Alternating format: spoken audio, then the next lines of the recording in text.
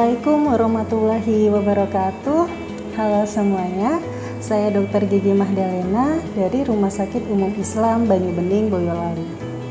Bulan Ramadan merupakan bulan penuh keberkahan, bulan penuh kemenangan, dan tentunya bulan yang sangat ditunggu-tunggu khususnya untuk umat muslim.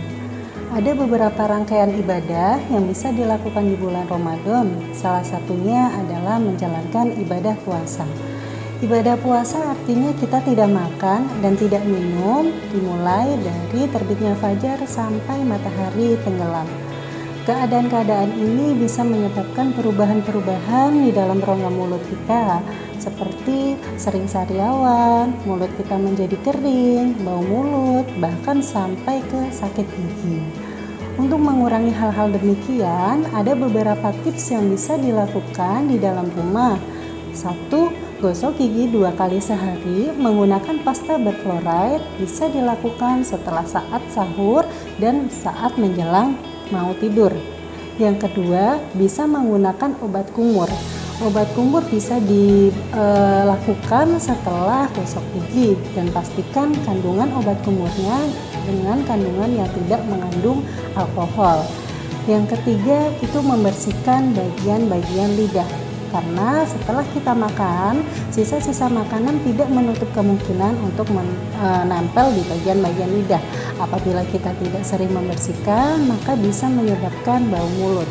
Nah, untuk membersihkan bagian lidah, ini ada 2 cara. Yang pertama itu memang ada alat khusus untuk membersihkan bagian lidah. Yang kedua itu bisa dengan bulu-bulu sikat yang bulunya itu halus. Dan yang keempat, mengkonsumsi air putih secukupnya, bisa 8 gelas per hari.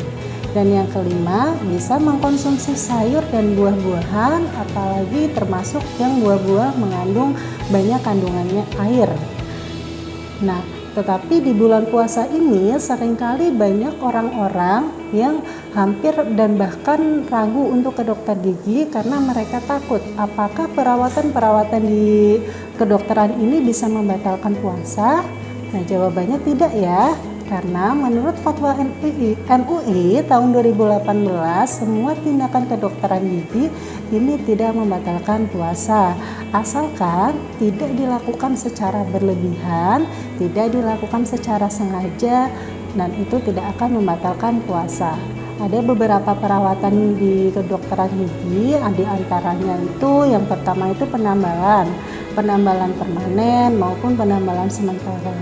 Meskipun nanti ada bahan yang tidak sengaja tertelan, itu tidak akan membatalkan puasa. Yang kedua itu pencabutan gigi. Pencabutan gigi ini berkaitannya dengan obat bius atau obat anestesi yang kita aplikasikan bisa melalui injeksi, suntik, atau dengan oles. Nah, bahan-bahan ini itu apabila tertelan itu juga tidak akan membatalkan puasa. Yang ketiga itu pembersihan karang gigi. Pembersihan karang gigi ini berkaitannya dengan kadar air yang banyak keluar dari alat pembersih karangnya atau scaler.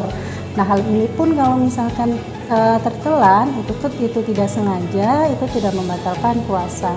Dan yang terakhir itu pencetakan gigi. Pencetakan gigi itu bisa dengan pembuatan crown, mahkota, vinir, maupun gigi palsu atau gigi tiruan.